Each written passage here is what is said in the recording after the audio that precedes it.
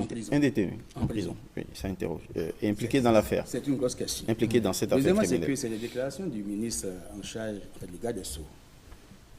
Je crois que nous sommes dans la dynamique de la parole du silence. Quand est-ce qu'il faut parler? Quand est-ce qu'il faut savoir se taire?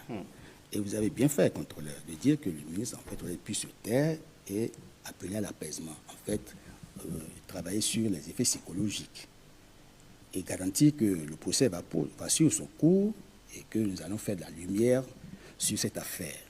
Puisque tous les citoyens, aussi bien la famille d'Aïvoire, que les citoyens béninois ordinaires, que tout fonctionnaire qui va au service, qui entend rentrer chez lui en paix, est préoccupé par cette affaire.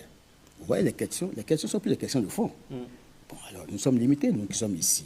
Il faut bien, évidemment, que notre justice, cette fois-ci, enfin, j'espère bien, finisse avec ce dossier dans la transparence. Le gouvernement intéresse à ce que tout se passe dans la transparence. Et c'est bien que je constate qu'il y a une attention particulière portée sur ce dossier. Et vous avez vu les incongruités du dossier. Vous avez évoqué les questions d'anachronisme. Alors, pendant que le meurtre se perpétrait, le présupposé serait en détention. Bon, alors, il y a quand même un problème. J'ai eu une formation d'historien à la base.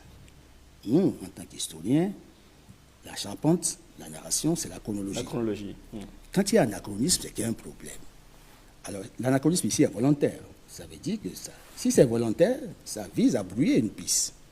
Et c'est en cela que les commissions, vous avez évoqué des commissions qui ont réussi, mais nous avions eu d'autres commissions qui n'ont jamais abouti. Parce qu'on dit que quand on veut noyer une affaire au Bénin, il faut créer une commission. Et maintenant, c'est heureux que sous la gouvernance du président Talon, qu'il n'y ait pas de commissions qui noient les affaires. C'est en cela que je salue la transparence, en fait, dans la procédure qui est en cours. Nous devons faire en sorte que, nous finissons avec la manipulation des procédures.